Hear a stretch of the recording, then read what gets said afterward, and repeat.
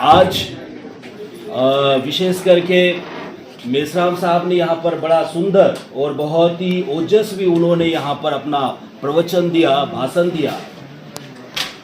बहुत सारे लोगों ने विशेष करके कहा है कि बौद्ध भिक्षुओं को जो जन्मदिन है वो जन्मदिन उनके प्रवज्जा के दिन को मानना चाहिए और उस दिन को मनाना चाहिए। परंतु मेरा आप सब लोगों से विशेष आग्रह है या आप सब लोगों से मेरा निवेदन भी है कि हम लोग किसी भी बौद्ध भिक्षुओं के ही जन्मदिन के अवसर पर ऐसा हम लोग क्यों बोलते हैं, क्यों चर्चा करते हैं? क्या कारण है कि केवल प्रवज्जा को ही हम लोगों ने जन्मदिन मनाना चाहिए?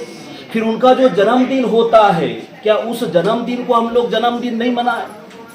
मैं भी भोपाल में हमारा भी जो बुद्ध भूमि महावीर उपासक उपासिका संघ है वो प्रतिवर्ष हमारा भी बड़े धूमधाम के साथ जन्मदिन मनाते हैं। परंतु हम लोग अपने जन्मदिन को एक सद्भावना के रूप में उसे मनाते हैं जिसमें विभिन्न धर्म जाति के लोग वहां पर आकर शुभकामनाएं देते हैं। परंतु एक बौद्ध भिक्षुओं के जन्मदिन के अवसर पर हम लोगों का एकत्रित होना और धम्म की चर्चा करना कितनी बड़ी बात होती है, कितना बड़ा सुयोग और कितना बड़ा मंगलमय ऐसा अवसर होता है। और इसलिए मुझे लगता है कि जब भी जन्मदिन मनाया जाता है तो जन्मदिन के रूप में उसे मनाना चाहिए, ना कि हम लोग उसे अलग दिन के रूप में हम लोगों को सोचना चाहिए, चिंतन करना चाहिए, मनन करना चाहिए या अपना सुझाव वहां पर देना चाहिए। मेरा इस प्रकार का मनोगत है। मेश्राम साहब, अगर यही सोचते हैं कि एक बौद्ध भिक्षुओं को प्रवज्जा के दिन को जन्मदिन मनाना चाहिए तो बाबा साहब आम्बेडकर ने 14 अक्टूबर 1956 में बौद्ध धर्म की दीक्षा ली और उस समय बाबा साहब आम्बेडकर ने स्वयं कहा था कि आज से मेरा पुनर्जन्म हुआ है। तो क्या बाबा साहब आम्बेडकर का जन्म हम लोग 14 अक्टूबर को मनाते हैं? क्या मना रहे हैं? नहीं मना रहे हैं। हम लोग बाबा साहब आम्बेडकर का जन्म 14 अप्रैल को ही मनाते हैं। और इसलिए मुझे ऐसा लगता है कि एक बौद्ध भिक्षु एक सांसारिक जीवन छोड़कर, वो एक गृहस्थ जीवन छोड़कर एक संन्यास जीवन के तरफ जाता है और इसलिए उन्होंने केवल अपना वस्त्र बदल दिया है, परंतु उनका जन्म जो है वही होता है। और इसलिए मुझे ऐसा लगता है कि जन्मदिन के अवसर पर बहुत सारे बौद्ध भिक्षु भी ये कहते हैं कि बौद्ध भिक्षुओं को जन्मदिन नहीं मनाना चाहिए, बौद्ध भिक्षुओं को जन्मदिन नहीं मनाना चाहिए। मुझे ऐसा लगता है कि जो बौद्ध भिक्षु इस तरीके से भी बोलता है, इस तरीके से भी कहता है कि जन्मदिन नहीं मनाना चाहिए, तो आज मुझे ऐसा लगता है कि बौद्ध भिक्षु ने केवल पूजा करनी चाहिए, केवल पूजा अर्चना ही करना चाहिए, केवल प्रवचन और केवल लोगों के 10, 15, 20, 25 लोगों के घरों में जाकर बुद्ध की बात करना चाहिए, जो सालों साल से हम लोग करते आ रहे हैं। सालों साल से वही पैटर्न चलता आ रहा है। उस पैटर्न से क्या बदल गया है? उस पैटर्न से क्या चेंजिंग हुआ है? जो लोग अपने घरों में पूजा अर्चना करते, क्या उनके मन में शांति है? क्या उनके घर में सुख शांति का वातावरण बना हुआ है? क्या उन्होंने अपने आप को परिवर्तित किया है? क्या अपने आप को चेंज किया है? आज बौद्ध धर्म को एक फ्रीडम, एक बौद्ध धर्म गुरुओं को भी एक अलग अपनी पहचान बनाते हुए समाज के अंदर काम करना पड़ेगा। तभी हम लोग बौद्ध धर्म को लोगों तक पहुंचा सकते हैं, तभी हम लोग बौद्ध धर्म को जन जन तक लेकर जा सकते हैं। और इसलिए मुझे लगता है कि बौद्ध भिक्षुओं के ही जन्मदिन को हम लोगों को केवल टारगेट नहीं करना चाहिए। और मुझे लगता है कि आज बनते हर्षबोधि जन्मदिन यहाँ पर मनाते हैं। अच्छी बात है कि इस अवसर पर आप लोग आते हैं, वो आपके लिए मैत्रीय भोजन की व्यवस्था करते हैं और सभी लोग बैठकर चर्चा होती है, धम्म की चर्चा होती है। इससे बड़ी बात नहीं हो सकती है। और मुझे ऐसा लगता है कि हर एक बौद्ध भिक्षुओं को इस तरीके से कार्यक्रम बनाकर धम्म का प्रचार और प्रसार करना चाहिए, मुझे ऐसा लगता है। दूसरी बात, आज हमारे बीच में बनते धम्मदीप जी जो है, जो नासिक में रहते थे, आज वो उनका बहुत बड़ा काम जो है अकोला में है, अमरावती में है, वटफड़ी में उनके गुरु की पूरा जो कार्य जो है वटफड़ी के अंदर उनका काम जो है बहुत बड़े लेवल पर करते हैं। जैसे दीक्षा भूमि जिस तरीके से दीक्षा भूमि का वातावरण है, जिस तरीके से दीक्षा भूमि का वातावरण बना हुआ है, वैसे ही महू का भी, अभी भंते धम्मदीप अभी 1 साल भी नहीं हुआ है अच्छे से, है ना, अभी अभी अध्यक्ष वहां पर बने हुए हैं। परंतु आप लोगों को बताओ, वहां पर जन्मभूमि का भी जिस तरीके से दीक्षा भूमि का वातावरण है, वैसे ही वहां पर भी महू की जो बाबा साहब आंबेडकर की जन्मस्थली है, वहां पर भी वैसे ही वातावरण है। वहां पर कोई भी बौद्ध भिक्षु अगर अध्यक्ष भी बनता है, तो वहां पर बौद्ध भिक्षुओं के अध्यक्ष होने के बाद भी उस तरीके से उनका सम्मान नहीं होता है जो सम्मान होना चाहिए। वहां पर भंते धर्मशील जी जो थे, जो भंडारा नागपुर के थे, उन्होंने वहां पर नींव रखी। और भंते धर्मशील अगर नहीं होते मेश्राम साहब, तो मुझे लगता है आज वो जन्मभूमि बाबा साहब आंबेडकर की, वो जन्मभूमि आज हम लोगों को दिखाई नहीं देते।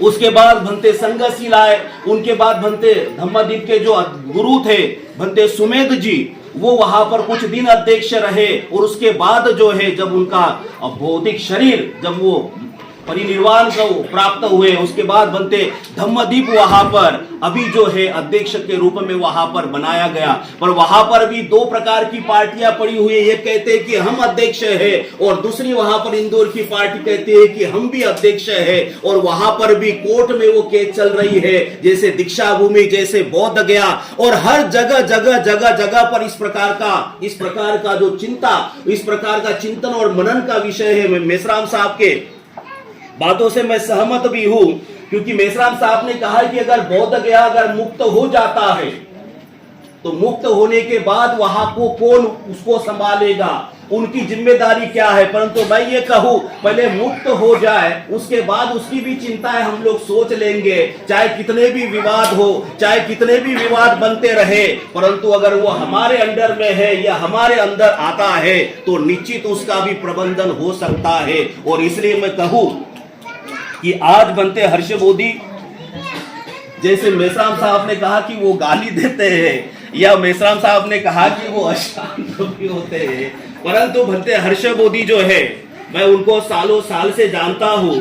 और मुझे लगता है बनते हर्ष बोधी के साथ बहुत सारे भिक्षु रहे, कुछ दिन रहते हैं और उसके बाद फिर जो है उनके साथ नहीं भी रहते हैं। परंतु बनते सागर जो है, मुझे लगता है सालों साल से आप लोग देख रहे हैं, और सालों साल से जो है आप लोगों के साथ, आप लोगों के बीच में एक बौद्ध भिक्षु उनके साथ खड़ा है। और मैं उनको जितना अच्छे से जानता हूं, मैं उनको जितने अच्छे से समझता हूं, मैं उनको जितने अच्छे से जानता हूं, मुझे लगता है शायद ही पूरे भारत का कोई बौद्ध भिक्षु उनको जानता होगा, उनको समझता होगा। अगर हम लोग किसी व्यक्ति के नेचर पर अगर जाते हैं कि उनका नेचर जो है बड़ा कठोर है, बहुत कठोर है, वो गाली देते हैं, अशांत होते हैं, और वो लोगों को इस प्रकार का बोल देते हैं। परंतु देखा जाए तो आदमी की एक पीड़ा है, और हर एक व्यक्ति के अंदर एक पीड़ा होती है, कुछ करने की, कुछ कर गुजरने की एक पीड़ा होती है। और वो पीड़ा मुझे लगता है भंते हर्ष बोधी जी के अंदर है, और ये अभी से नहीं, सालों साल से हम लोग देख रहे हैं। भंते हर्ष बोधी मुझे लगता है आज नागपुर में है, परंतु इसके पहले अगर हम लोग देखेंगे तो उसके पहले अकोला में रहते थे, वहां पर कुछ दिन तक काम उन्होंने किया। उसके बाद अकोला छूट गया, उसके बाद भुसावल आए, भुसावल में कुछ साल तक उन्होंने काम किया, भुसावल छूट गया। उसके बाद नासिक गए, नासिक में कुछ साल तक उन्होंने काम किया, नासिक छूट गया। उसके बाद पहले भोपाल में भी उन्होंने काम किया, भोपाल भी छूट गया। और आज अगर देखा जाए तो विशेष करके जहां भगवान बुद्ध ने ज्ञान प्राप्त किया, ऐसे पावन धरती, ऐसी पवित्र धरती, जहां पर बनते हर्ष बोधी ने एक छोटी सी जमीन वहां पर लेकर, उनका एक सपना जो महाराष्ट्र के हर एक बौद्ध भिक्षु को देखना चाहिए, वो कि वहां पर एक महाराष्ट्र के लोगों का एक आंबेडकर भवन बने। जो परिकल्पना आज तक किसी ने नहीं देखी, वो परिकल्पना वहां पर वो साकार करने के लिए प्रयासरत है। और आज जो है वो बौद्ध गया के पावन धरती पर अपना काम कर रहे हैं। परंतु साथ ही साथ नागपुर के भी बीच में, इस ऊर्जा भूमि में भी आप सब लोगों के साथ में वो काम कर रहे हैं। ये हम सब लोगों के लिए बड़े सम्मान की बात है, हम सब लोगों के लिए बड़े आदर की बात है कि हम सब लोग मिलकर जो कार्य कर रहे हैं वो बनते हर्ष बोधी जी के मार्गदर्शन में काम कर रहे हैं। और निश्चित किसी ने कहा कि उनके अंदर नेतृत्व करने की क्षमता है, तो ये हर एक बौद्ध भिक्षुओं के अंदर नहीं होती है। मैंने हजारों बौद्ध भिक्षुओं को देखा है, हजारों बौद्ध भिक्षुओं को मैंने समझा है, परंतु बहुत सारे जो बौद्ध भिक्षु है, कुछ बौद्ध भिक्षु अपने आप को परंपरागत समझते हैं और अपने आप को परंपरागत समझकर उसी प्रकार से काम करते हैं।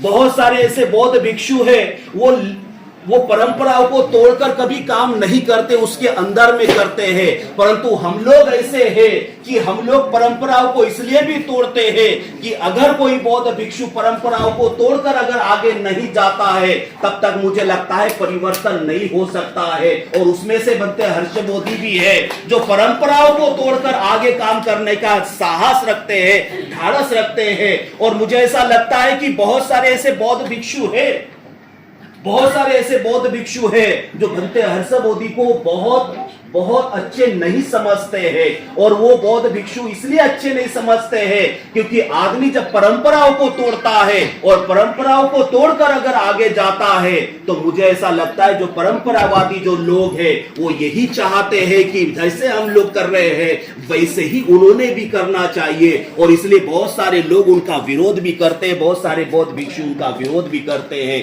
बहुत उनको साधुवाद जन्मदिन पर उनको बहुत सारी शुभकामनाएं। और उनके द्वारा जो आने वाले दिनों में जो काम हो रहा है कि नेपाल में उनके द्वारा एक अंतरराष्ट्रीय सम्मेलन, श्रीलंका के अंदर उनके द्वारा सम्मेलन, और इनके माध्यम से अंतरराष्ट्रीय स्तर पर बाबा साहब आम्बेडकर के विचारों को जन जन तक लेकर जाने का जो उनका प्रयास है, इन प्रयास में उनको सफलता मिले।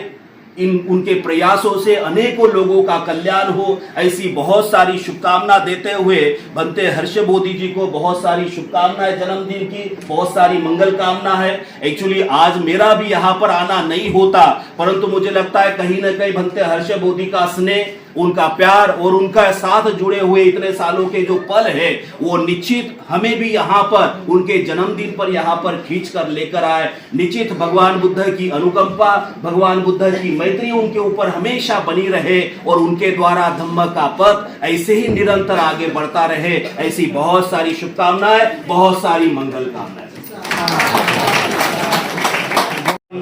समर्पित। आज या ठिकाणी आदरणीय पूजनीय भदंत यांचा वाढदिवसाच्या निमित्ताने या ठिकाणी उपस्थित आदरणीय पूज्य भदंत शाक्यपुत्र सागर थेरो भोपाळ आणि नागपूर येथील सर्व श्रद्धा संपन्न बौद्ध उपासक उपासिका बालक बालिका आपणा सर्वांच्या प्रति प्रथमतः खूप खूप मंगल कामना, मंगल मैत्री। याच्या अगोदर 2 वेळेस मला भंतीजीनं निमंत्रित केलं होतं, परंतु मी येऊ शकलो नाही।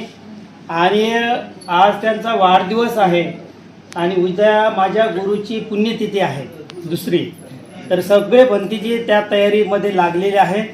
परंतु मी म्हटलं की लवकर जाईल, मी सकाळीच आलो इथं 8 वाजता आणि 10 ते 12 वाजेपर्यंत थांबेन आणि निघून जाणार। परंतु अध्यक्ष केल्यामुळं खैरकर साहेब आम्हाला काही उठता आलं नाही आणि सगळ्यांचं मनोगत ऐकायचं काम पडलं। आणि वरून कितीही म्हटले भंतीजीनं किंवा तुम्हीही, परंतु भगवान बुद्धाने सांगितलं भूक असा नावाचा रोग आहे, तो जर एकदा लागला की तुम्ही वरून कितीही पोट तोडून सांगा ते काय त्यांच्या लक्षात बसत नाही, है की नाही। ऐकतो आपण, परंतु निसर्गाचा नियम आहे, निसर्ग नियम म्हणजेच बुद्ध नियम की आपल्या सर्वांची मानसिकता जास्तीत जास्त 40 ते 45 मिनिटं स्थिर राहू शकते। त्याच्यानंतर तुम्ही कितीही काही चांगले सांगा ते काही त्यांच्या लक्षामध्ये राहत नाही। उपस्थित इथं असणाऱ्या लोकांना विचारा कोणत्या मान्यवरांनी कोणतं मनोगत व्यक्त केलं, इथंच हॉलमध्ये बघा किती सांगू शकते। आणि म्हणून आपली मानसिकता स्थिर राहण्यासाठी कमी वेळामध्ये वाढदिवस सागर भंतीजीने सांगितल्याप्रमाणे मेश्राम साहेब हा वाढदिवस करायचा का नाही करायचा, अनेक लोक आपापल्या पद्धतीने आपापलं मत मांडतात. परंतु वाढदिवस म्हणजे काय की भूतकाळामध्ये केलेले जे कार्य आहे याचा आढावा घेणे आणि भविष्य कालावधीमध्ये आपल्याला काय करायचं आहे याचा संकल्प करणे, या दोन्हीचं चिंतन म्हणजेच वाढदिवस. आणि भदंत हर्षबोधी महाथेरो यांनी भूतकाळात म्हणजे जेव्हापासून दीक्षा घेतली तेव्हापासून तर आत्तापर्यंत कोणत्या जिल्ह्यामध्ये कोणत्या राज्यामध्ये कोणतं काम केलं, मला असं वाटते उपस्थित सर्व लोकांना माहिती आहे. म्हणून आपण सर्वजण या ठिकाणी जमलेलो आहोत. माझी आणि त्यांची ओळख 1995 पासून नाशिकमध्ये असताना, म्हणजे त्यांनी मोबाईलमध्ये माझं नाव सेव्ह केलं होतं, कधी आमदार कधी महापौर.